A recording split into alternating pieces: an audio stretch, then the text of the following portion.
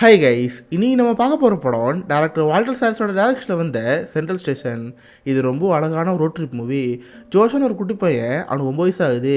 ஆனால் இப்போ வரைக்குமே இவங்க அப்பாவை பார்த்ததே இல்லை. ஒரு நாள் அப்பாவை பார்க்கலாம்னு சொல்லி பஸ்ஸில் ட்ராவல் பண்ணிட்டு இருக்கான். இதை பார்க்குற வயசான டீச்சர் இவங்க கூட ட்ராவல் பண்ண ஆரம்பிக்கிறாங்க. ரெண்டு பேத்துக்கு நடுவில் ஒரு பாண்டு குற ஆரம்பிக்குது.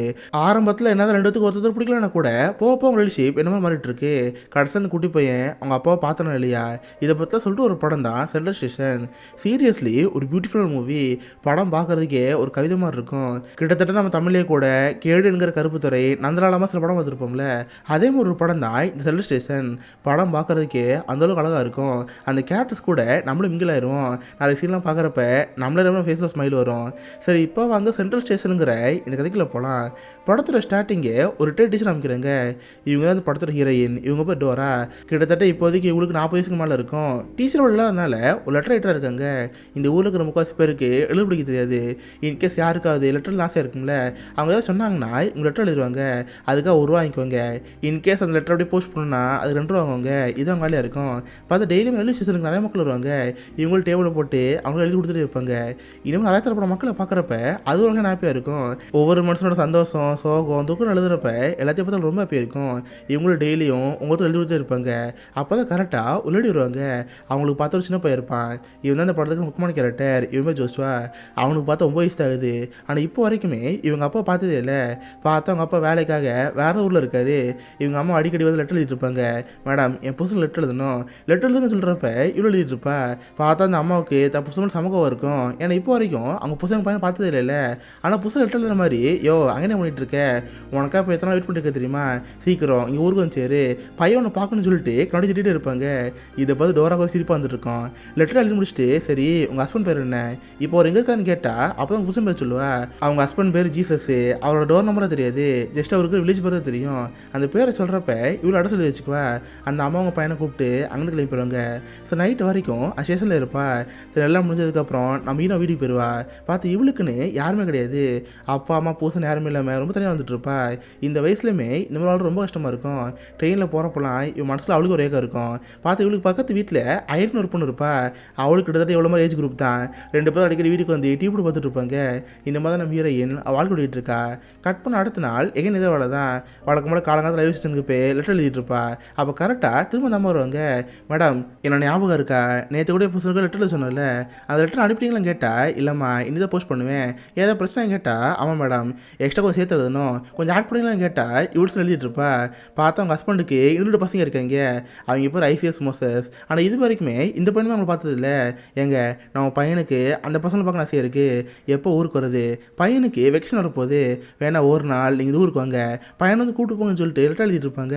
சரி இவ்வளோ எழுதி வச்சுட்டு சரிம்மா அவ்வளோதான் முடிஞ்சு போச்சு, நீங்கள் வந்து போன்னு சொல்கிறப்ப அந்த அம்மா பையனோடு போயிட்டு இருப்பாங்க. அப்போ அந்த குட்டி பையன் கையில் பார்த்தா ஒரு பம்பரம் இருக்கும். கரெக்டாக ரோடு கிராஸ் பண்ணுறப்ப அந்த பம்பர் கீழே வந்துடுது. அம்மா இங்கே வெயிட் பண்ணு, பம்பர் எட்டு வரேன்னு சொல்லி அந்த பையன் சைடில் குனிஞ்சு போவான். கரெக்டாக அப்போதைக்கு சைடில் இருந்து ஒரு பஸ் வேகமாக வரும். அந்த அம்மா மேலே ஏற்றி அவ்வளோதான் அந்த அம்மா அங்கேயே மறிக்க சாலா. இதை பார்த்து அந்த குட்டி பண்ணி செம்மையாக ஷாக்காயிரும். பஸ்ஸு கடையில் பூந்து அம்மா அழுதுகிட்டே இருப்பான். கூட ஆட்கள்லாம் தம்பி அடியில் போகக்கூடாது, இங்கே வாப்பா வாப்பான்னு சொல்லிட்டு அந்த பொண்ணு எடுத்து வைப்பாங்க. கரெக்டாக மீன் ஓடி வந்து அந்த இடத்த பார்ப்பா. அந்த அம்மா இறந்து போனதை பார்த்து இவ்வளோ ரொம்ப சுகமாக இருக்குது. அடைச்சாய் இப்போ நம்மளை வந்து பார்த்து போனாங்க. அதுக்கிட்ட அந்த அம்மா இறந்து போயிட்டாங்கன்னு நினச்சி ரொம்ப கஷ்டமாக போச்சு. பக்கத்துலேயே பார்த்தா அந்த பையன் தேம்ச்சம் எடுத்துகிட்டு இருப்பான். எப்படியும் இந்த குட்டி பொண்ணுங்க சொந்தக்காரங்க யாராவது இருப்பாங்க, அவங்க வந்து கூட்டு போவாங்கன்னு சொல்லி கண்டுக்காமல் இருப்பா. பார்த்தா போலீஸை வந்து அவங்க அம்மா பொண்ணை கொண்டு போயிடுவாங்க. இந்த பையன் அந்த ரயில்வே ஸ்டேஷனில் இருப்பான். காலில் வந்தவன் நைட்டு அழுதுகிட்டே இருப்பான். இதை பார்த்துமே ரெடி ஒரு மாதிரி இருக்கும். தென் கொஞ்ச நேரத்தில் அந்த பையன் அங்கே வந்து அம்மா எங்கள் அம்மா லெட்டர் எங்கே இருக்குது, நான் திருப்பி லெட்டர் எழுதுன்னு சொல்கிறப்ப என்னது லெட்டர் எழுதுமா, காசு இருக்கான்னு கேட்டால் காசுலாம் கிடையாது, அதை காலையில் எங்கள் அம்மா கொடுத்தாங்களே, திரும்ப எழுதுங்கன்னு சொல்கிறப்ப இங்கே பாரு அதெல்லாம் போஸ்ட் பண்ணிட்டேன், மறுபடியும் இங்கேருந்து போடான்னு சொல்லிட்டு ட்ரெயின் பிடிச்சி வீட்டுக்கு போயிட்டு இருப்பா. பார்த்தா அந்த பையன் அந்த ரெடியை பார்த்தே இருப்பான். கரெக்டாக ட்ரெயினில் போகிறப்ப இப்படியே ஃபாலோ பண்ணிகிட்டு இருப்பான். இதை பார்த்து இன்னும் கூட புரியாமல் இருக்கும். ஆனால் பெருசாக கண்டுக்காமல் அவ்வளோ வீட்டுக்கு போயிடுவா. இந்த பையனுக்கு இப்போதைக்கு எங்கே போன தெரில. ஸோ நைட்டு அந்த ரயில்வே ஸ்டேஷனில் படுத்துங்கிடுவான். கட் பண்ணால் அடுத்துலாம் கலையிரும். நம்ம ஹீரோன்னு வழக்கம் ஸ்டேஷனுக்கு வந்து வேலை பார்க்க தான் இருப்பா.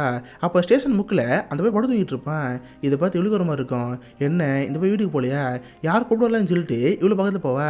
டே படு போயில இன்னைக்கு தான் இருக்கியா, சாப்பாடு வேணுமான்னு கேட்டால் அந்த பையனுக்கு கோவத்தில் இருப்பான்.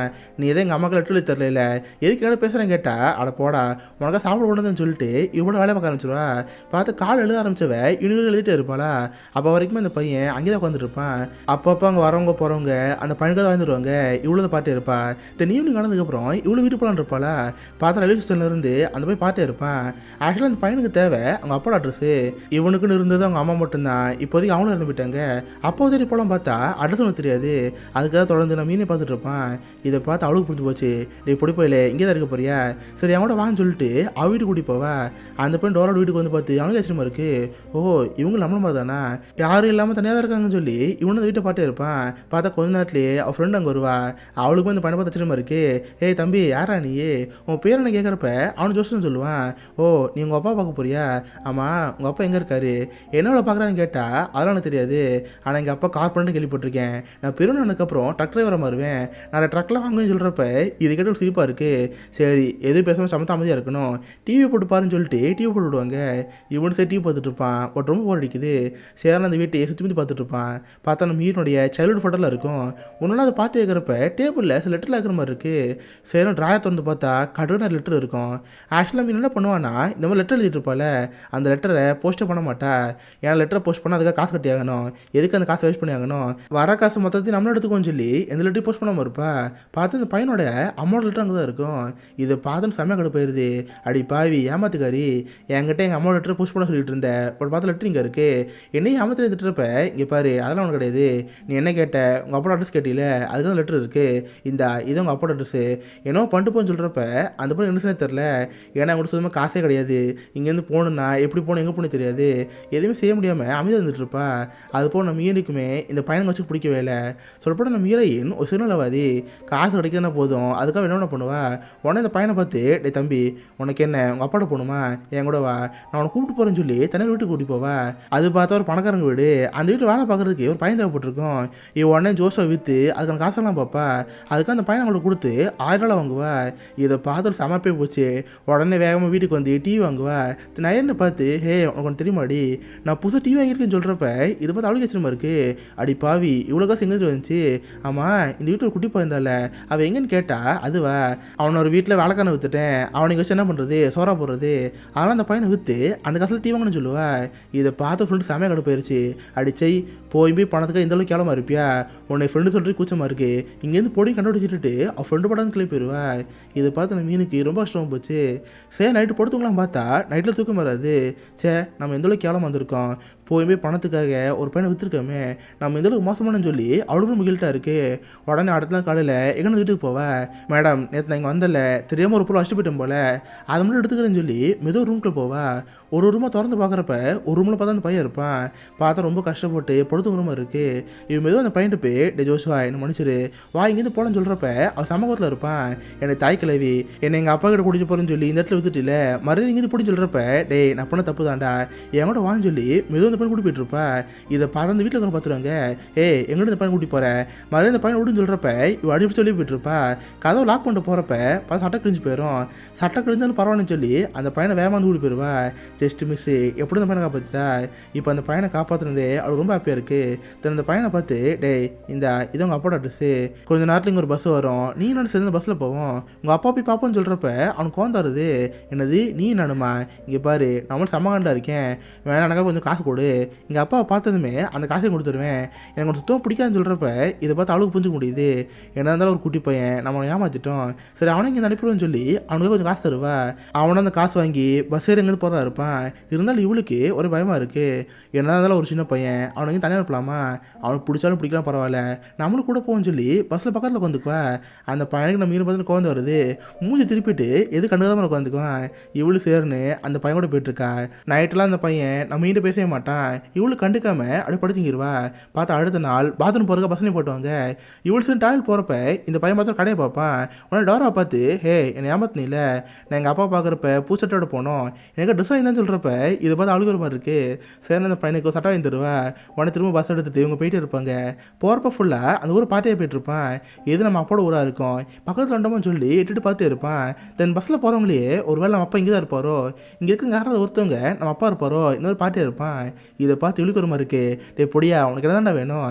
ஏன் வரவங்க போகிறவங்க எல்லாரும் பார்த்துருக்கேன்னு கேட்டா, ஆமாம் யாராவது எங்கள் அப்பா இருக்கலாம்ல, நான் இது வரைக்கும் எங்கள் அப்பா பார்த்தது இல்லை, இன்றைக்கி எங்கள் அப்பா பார்க்க போகிறேன்னு சொல்கிறப்ப இங்கே பாரு எல்லா அப்பனும் நல்லப்பம் கிடையாது. என் அப்பா இருக்கான் பார்த்தியா, ஒரு கேடு கட்டவன், ஒரு குடிகாரன், அவன் அடிச்சு தான் எங்கள் அம்மா இந்த மாதிரி ஆகிட்டாங்க. ஒரு கட்டத்தில் எங்கள் அம்மா இறந்து போயிட்டாங்க. எங்கள் அப்பா மட்டும் ஒழுங்காக இருந்ததா நான் ரொம்ப நாள் இருந்திருப்பேன். நான் இந்த மாதிரி இப்போ இருக்கிறதுக்கு எங்கள் அப்பா தான் காரணம் சொல்கிறப்ப அந்த பொண்ணு அது சொல்லணும் புரியும். அவன் மட்டும் கண்டுக்காமல் வெளியே பார்த்துட்டே இருப்பான். இவ்வளோ சேர்னு சரக்கு அடிச்சிட்டே இருப்பா. பார்த்தா நைட் நேரம் நல்லா தூங்கிட்டு இருப்பாங்களா, அப்போ அந்த பையன் நம்ம இன்னும் சரக்கு பாட்டில் பார்ப்பான். இது என்ன அப்போ வந்து அக்கா குடிச்சிட்டே இருக்காங்களே, நம்மளும் குடிச்சு பார்ப்போம்னு சொல்லி குடிச்சு பார்ப்பான். பார்த்து டேஸ்ட் பிடிச்சி போயிடும் போல பயவில் மொத்த பாட்டில் காலி பண்ணிடும். நடராதர் நம்ம நினச்சி பார்க்குறப்ப அவன் பார்த்து போதில் இருப்பான். பஸ்ஸில் கிளறியும் பார்த்து, ஆமாம் யாராவது வீட்டுக்கு வரீங்களா, நான் எங்கள் அப்பாவை பார்க்க போகிறேன், யார் வரீங்கன்னு சொல்லி பஸ்ஸில் உளறிட்டு இருப்பானா. இது பார்த்து ஹீனிக்கோ வருது. அடா பாவி, என் பாட்டில் ஃபுல்லாக காலி பண்ணி உளறிட்டா இருக்கேன். மறுபடியும் வந்து உட்காருன்னு சொல்கிறப்ப, ஹே நீ கூட என் கூட வர, எனக்கு ஒன்று சுத்தமாக பிடிக்காது, மறுபடியும் இங்கேருந்து போடின்னு சொல்லிட்டு கெட்டல வச்சுட்டே இருப்பான். இதை பார்த்து நம்ம மீனுக்கு ரொம்ப கஷ்டமாக இருக்கும். பட் இருந்தாலும் பரவாயில்லன்னு சொல்லி அந்த பையன் கூட போயிட்டே இருப்பா. பார்த்து அடுத்த நாள் எங்கேயும் ஒரு ஹிஸ்டரியா வரும். அந்த பஸ் நிப்பாட்டுறப்ப இவளுக்கு ஒரு மாதிரி இருக்குது. சே இந்த பையனை நம்ம பிடிக்கல, நம்ம இதுக்கு இந்த பையன் கூட இருக்கணும், இப்போ சாமி இங்கேருந்து போயிடுவோம், அவனால் தான் அப்பா பார்க்கட்டுன்னு சொல்லிட்டு இவட பார்த்தா கொஞ்சம் காசு இருக்கும். அதில் திரும்ப ஊருக்கு போகிறக்கான காசு மட்டும் எடுத்துகிட்டு எல்லா காசையுமே அந்த பையன் பேக்கில் வச்சுருவா. தென் கீழே இறங்கி கண்டக்டரு அந்த பையன் இருக்கால, அவன் சொந்தக்கார பையன் தான், கரெக்டாக ஊர் வந்ததுமே அந்த பையன் இறக்கி விட்டுரு, நான் இங்கேருந்து போகிறேன்னு பஸ் கீழே இறங்கிடுவா. தென் அதே போல் வேற ஒரு பஸ்ஸுக்கு, மேடம் நான் ரோடு இன்ஜினியரில் போகணும், அதுக்கு டிக்கெட் தாங்கன்னு சொல்லி டிக்கெட் வாங்கி வச்சுப்பா. தென் ஒரு கடையில் உட்காந்து சாப்பிட்டே இருப்பா. அந்த பஸ்ஸும் பார்த்தா மெதுவாக வந்து போயிட்டுருக்கு. அப்பாடா அந்த பையன் இருந்து போயிட்டான். இதுக்கப்புறம் அந்த பையன் அவங்க அப்பா பார்ப்பான், ரொம்ப ஹாப்பியாக இருப்பான்னு சொல்லி இவன் ஹோட்டலில் உட்காந்துருப்பா. சைடில் திரும்பி பார்த்தா அந்த பைப்பில் கீழே உட்காந்துருக்கு. இதை பார்த்து இவளுக்கு புரியாமல் இருக்கு. டே பொடி பையில நீ பஸ்ஸில் தானே இருந்த, எப்போ கீழே இறங்கன்னு கேட்டால் அவன் எதுவும் கண்டுக்காமல் இருப்பான். இதை பார்த்து அவளுக்கு புரிஞ்சு போச்சு. சொல்லப்போனால் அந்த பையனுக்கு தனியாக போக பிடிக்கல, நம்மளும் கூடன்னு ஆசைப்படுறான் போல. சரி இங்கே உட்காந்துருப்போன்னு சொல்லி அமைதியாக உட்காந்துருப்பா. அப்போ கையில் பார்த்தா பேக் இல்லாமல் இருக்கு. என்ட பிடிப்பையில் கீழே இறங்கினில பேக் எடுத்தேன்னு கேட்டால் அவன் பேக் எடுத்துருக்க மாட்டான். பார்த்து பஸ்ஸோடு சேர்ந்து பேகும் போயிருச்சு. அடா பாவி, மொத்த காசே உனக்காக பேக்கில் வச்சுதானடா, பேக்கோட போச்சு நினச்சி அவள் போட்டு புலம்பிட்டு இருப்பா. இவள்கிட்ட இந்த காசுக்கு டிக்கெட் வாங்கி வச்சிட்டா. வேறு எல்லாம் திரும்ப அந்த லேடியை பார்த்து, மேடம் எனக்கு இப்போதைக்கு டிக்கெட் தேவையில்ல, ரீஃபண்ட் தரலாம் கேட்டால் அதெல்லாம் முடியாது மேடம், காசாக தர முடியும்னு சொல்லிட்டு திருப்பி அனுப்பிடுவாங்க. பார்த்தா இப்போதைக்கு இவகிட்ட ஒருத்த பைசா கிடையாது. இவரால் ஊருக்கு போக முடியாது, இவங்க அப்பா தேடி போக முடியாது. என்ன சரியே தெரியாமல் ஒரு கடையில் உட்காந்துருப்பா. பார்த்தா பக்கத்துலேயே ஒரு வியாபாரி இருப்பார். ரெண்டு பேர் என்ன சரியே தெரியாமல் ஒரு பாட்டே இருப்பாங்களா. அவங்கள பார்த்து, என்ன மேடம் பசிக்குதா, சாப்பிடணுமான்னு சொல்லிட்டு சாப்பிட தருவாரா. இதை பார்த்து இந்த மேடம் குஷியாக போச்சு. தெய்வமே ரொம்ப நன்றி, சாப்பிட கொடுங்கன்னு சொல்லிட்டு அவங்க நம்பிக்கிட்டு இருப்பாங்க. இதை பார்த்து அவருக்கு ஒரு மாதிரி இருக்குது. அப்போ தான் எல்லாத்தையும் நடந்ததை கேட்டு தெரிஞ்சுக்குவார்.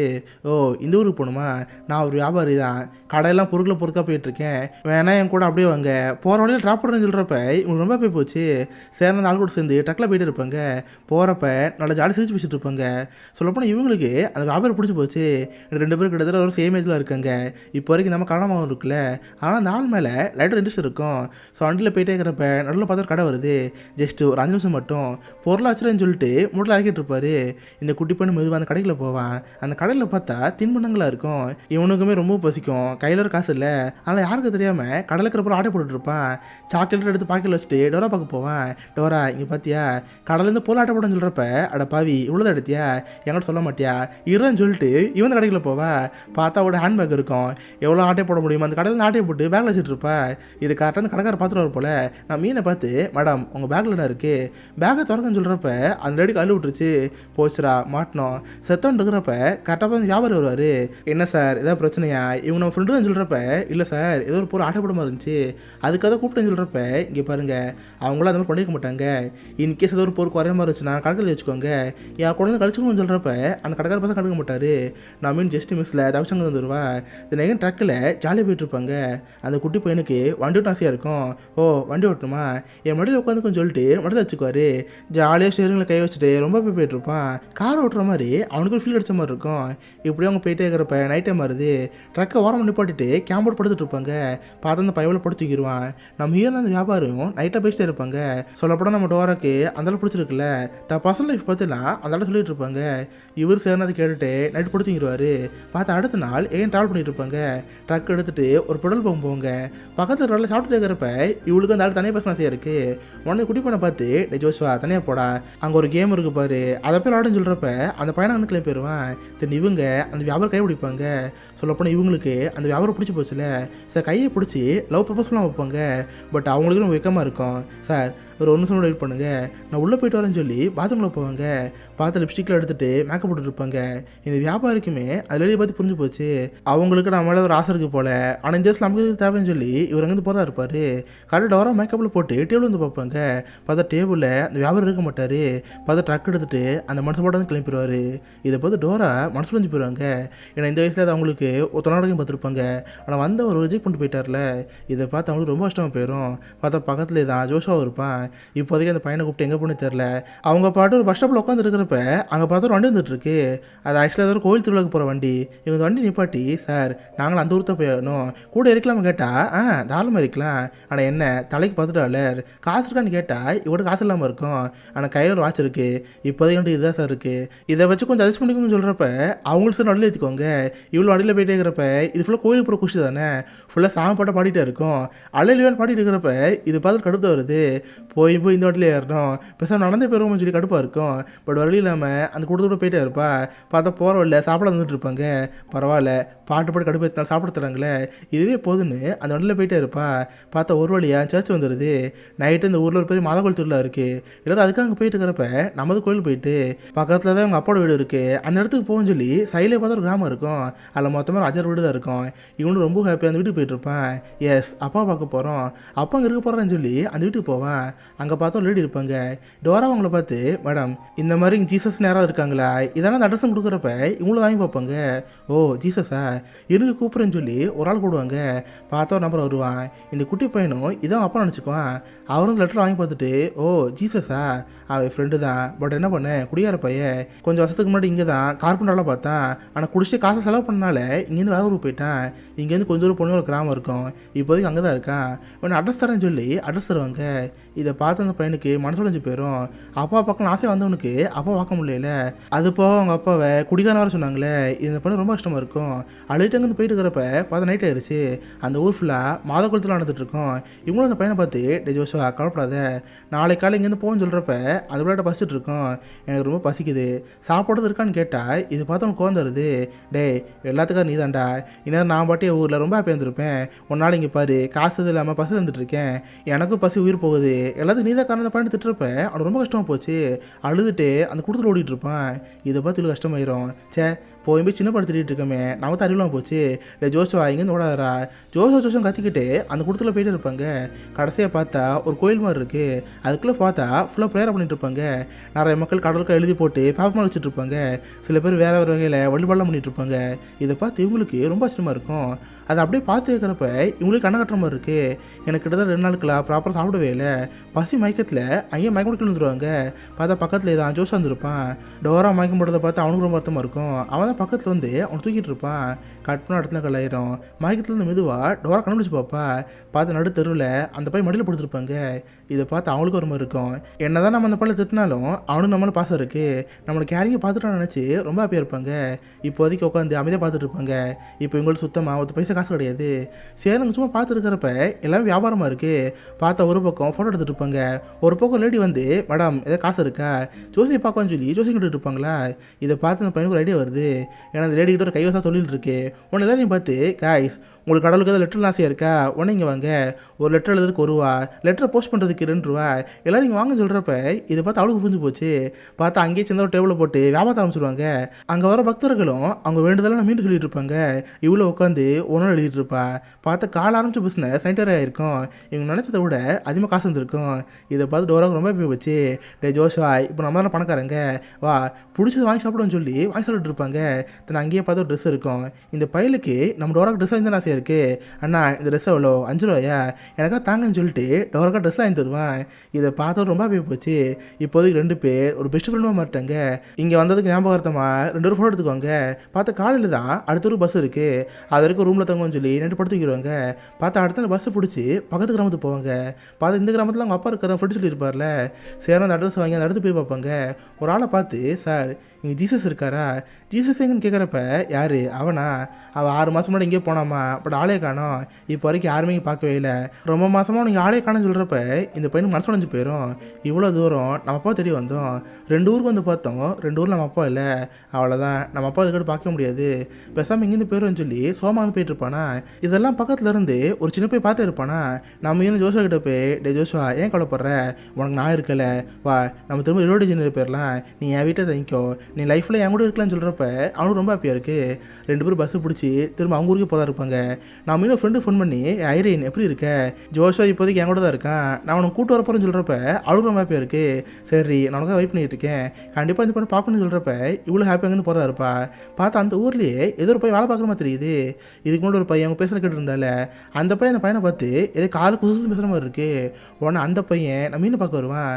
மேடம் நீங்கள் அப்பா பார்க்க தான் கேள்விப்பட்டேன், நீங்கள் யாருன்னு கேட்குறப்ப அவளுக்கு ஒன்றுமே புரியாமல் இருக்குது. என்னது உங்கள் அப்பாவா, நானும் உங்கள் அப்பா பார்க்க வரலப்பா, ஜீசஸ்னு ஒரு ஆள் பார்க்க வந்தோம், உனக்கு அவர் தெரியுமான்னு கேட்டால் அதாங்க சொல்கிறேன், ஜீசஸ் எங்கள் அப்பான்னு சொல்கிறப்ப நீ குடிப்பொண்ணுக்கு ஆச்சரியமாக இருக்குது. டோராவும் அந்த பையன்கிட்ட, ஓ அவர் உங்கள் அப்பாவா, ஆக்சுவலாக உங்கள் அப்பாவோட ஃப்ரெண்டு, அவரை பார்த்து ரொம்ப வருஷம் ஆயிடுச்சு, அதுக்காக இங்கே பார்க்கணும்னு சொல்கிறப்ப அப்படியே மேடம் இவ்வளோ தூரம் எங்கள் அப்பா பார்க்க வந்துட்டீங்க, வாங்க வீட்டுக்கு போகணும்னு சொல்லி கூட்டு போயிட்டுருப்பான். அப்போ தான் பக்கத்தில் இருந்த பையனை பார்த்து, தம்பி உன் பையனை கேட்டு வைப்பான்.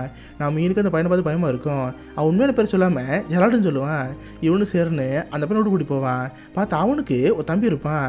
ஆக்சுவலி 2 பேர் யாருன்னா நம்ம ஈரோட அண்ணன். ஆக்சுவலி ஈரோட அப்பாவுக்கு 2 பொண்டாட்டி, மொதல் ஒய்ஃப் இறந்து போயிருப்பாங்க. அந்த மொதல் ஒய்ஃப் பிறந்தவங்க தான் இந்த 2 பசங்க. மொதல் பையன் பேர் ஐசைஎஸ், 2வது பையன் பேர் மோசிஸ். அந்த அம்மா இறந்ததுக்கப்புறம் அவங்க அப்புறம் எல்லாம் பண்ணியிருப்பாரு, அதுதான் நம்ம ஈரோட அம்மா. அவங்களுக்கு பிறந்தவன் தான் நம்ம ஈரோட ஜோஷுவா. ஆனால் இப்போ வரைக்கும் அந்த பசங்களுக்கு தெரியாது. மேடம் உள்ளே வாங்க, இதை எங்கள் வீடுன்னு சொல்கிறப்ப இந்த இப்போ அப்போ தான் உள்ளே போவான். அப்போ அந்த வீட்டில் பார்த்தா ஒரு ஃபோட்டோ இருக்குது, அதில் இவங்க அப்பா அம்மா ஃபோட்டோ இருக்குது. இப்போ தான் ஃபஸ்ட் டைம் இவங்க அப்பா ஒரு ஃபோட்டோவில் பார்க்குறான். ஆமாம் ஜீசஸ் எங்க, அவர் இப்போ இங்கே தான் இருக்காருன்னு கேட்டால், எங்க வந்ததுக்கு அதை பற்றி கேட்குறீங்க, டி குட்டி பையனே நீ பார்க்க ரொம்ப அழகாக இருக்க, என் கூட வாரியா, உனக்கு ஒன்று பண்ணித்தரேன்னு சொல்லி பண்ணி கூட்டி போவாங்க. அது பார்த்தா மறை ஏரியா மாதிரி இருக்கும். அந்த பையனுக்காக அவங்க ஒரு பொம்மை ரெடி பண்ணி தருவாங்க. இதை பார்த்து குட்டி பண்ணி ரொம்ப ஹாப்பியாக இருக்கும். பார்த்து எங்கள் அண்ணங்களோட ஹாப்பியாக விளாண்டுட்டு இருப்பான். சொல்லப்போனால் அந்த அண்ணங்களுக்கு இவன் தான் தமிழ் தெரியாது, ஆனால் நம்ம இருக்கு இவன் நம்ம அண்ணங்கன்னு தெரியும். ஜாலியாக அவங்களோட ஃபுட் விளாண்டுட்டு இருப்பானா. இது நம்ம ஈன்னு பார்த்து ரசிச்சுட்டு இருப்பா. இந்த நைட் நேரம் உட்காந்து அமைதியாக பேசிட்டு இருப்பாங்க. அப்போ தான் எல்லா விஷயம் தெரிய வருது. ஆக்சுவலாக அந்த பசங்களோட அம்மா சின்ன வயசு தான் பிறந்து இருப்பாங்க. இதனால அவங்க அப்பா 2வது கல்யாணம் பண்ணியிருப்பாரு. அவங்க தான் ஆனா நம்ம ஜோஷோட அம்மா. 2 பேர் ஹாப்பியாக இந்த பசங்க வளர்த்து தான் இருப்பாங்க. ஆனால் ஒரு நாள் இவங்க சித்திக்கு அப்பா சண்டை வந்திருக்கும். இதனால கோமன் சித்தி இங்கேருந்து கிளம்பி போயிட்டாங்க. போகிறப்ப அவங்க ப்ரெக்னெண்ட்டாக இருந்தாங்க. அவங்க வயிற்றில் என் தம்பி இருந்தான். இப்போ வரைக்கும் நாங்கள் எங்கள் தம்பி பார்க்கவே இல்லை. கடைசியாக எங்கள் சித்தி இங்கேருந்து போய் 9 வருஷம் ஆயிடுச்சு. ஆனால் போனவங்க இப்போ வரைக்கும் திரும்ப வரவே இல்லை. எங்கள் அப்பாவுமே சித்தி இங்கேருந்து போனதுக்கப்புறம் ரொம்ப கஷ்டப்பட்டார். அவங்க ஞாபகார்த்தத்தில் குடியார மாட்டார். எந்நேரமும் குடிச்சிட்டு வேலைக்கு போகாமல் இருந்தார். அப்போ தான் நாங்களும் கொஞ்சம் பெரிய பசங்க வந்துட்டு இருந்தோம். அதுக்கப்புறம் அவருக்கு ஒரு புத்தி வந்துச்சு, சரி பசங்களா நீங்கள் உங்களை பார்த்து இங்கே இருந்துக்கோங்க, அப்பா வேலைக்கு போகிறேன்னு சொல்லி பக்கத்தில் ஊர் இருக்குது, அங்கே தான் சுரங்க இருக்கதை கேள்விப்பட்டோம், அங்கே தான் வேலைக்கு போனார். அப்போ போன மனுஷன் தான் இப்போ அவர் பார்க்கவே இல்லை. கடைசி அவர்கிட்ட இருந்து ஒரு லெட்டர் வந்துச்சு. கிட்டத்தட்ட 6 மாதம் இருக்கும். அந்த லெட்டர் இப்போ வரைக்கும் மட்டும் சும்மா தான் இருக்குது. எனக்கு 2 எழுத பிடிக்க தெரியாது, என்ன எழுதிக்கான்னு தெரியாமல் லெட்டர் சும்மா தான் வச்சுருக்கோம். நீங்கள் அதை படித்து கட்டிலாம் கேட்குறப்ப இவ்வளோ வாங்கி வைப்பா. பார்த்தா அந்த லெட்டர் அவர் ஒய்ஃபுக்கு எழுதியிருக்காரு. ஆனால் நீ எப்படி இருக்க, உனக்கு கண்டிப்பாக எவ்வளோ கோவம் இருக்கும், என்னோட பிரிஞ்சு போய் நீ பையனை வளர்த்துட்ருக்க. ஆனால் இப்போ வரைக்கும் நான் அந்த பையனை பார்க்கவே இல்லை. என் மற்ற 2 பசங்களுமே அவன் தம்பி பார்க்க ஆசைப்படுறாங்க. புரியுது, நான் லெட்டர் லேட்டாக தான் இருக்குது, எனக்கு எழுத பிடிக்க தெரியாது. எழுத பிடிக்க தெரிஞ்ச ஒருத்தரை பார்த்து தான் இந்த லெட்டர் எழுதியிருக்கேன். சொல்லப்போனால் நான் கூட இப்போ ரிலோடி ஜெனரேட் தான் வந்திருக்கேன். ஆனால் நீங்கள் இருக்குன்னு தெரியவே தெரியாது. உன்னை தேடி ஒரு 6 மாதம் இருக்க போகிறேன். கண்டிப்பாக ஊராக தெரியாது, உடனே நான் பையனை பார்ப்பேன். இன்கேஸ் அதுக்கு முன்னே எனக்கு கண்டுபிடிச்சிட்டு வச்சுக்கேன். அதுக்காக இந்த லெட்ரு, இந்த லெட்டரை படிக்கிறேன்னா நீ வீட்டில் இருக்குன்னு அர்த்தம். என் பசங்களோட நீ இந்த வீட்டிலே இரு. என்னால் முடிஞ்ச அளவுக்கு உன்னை தேடி பார்த்துட்டு திரும்பி வீட்டுக்கு வருவேன். வந்து பார்த்தா நீ அங்கே இருப்ப. நீ நானே 3 பசங்க எல்லோரும் ஹாப்பியாக அங்கே இருப்போம். ஒரு ஃபேமிலி வாழ்வோன்னு சொல்லி அந்த லெட்டரில் இருப்பாங்க.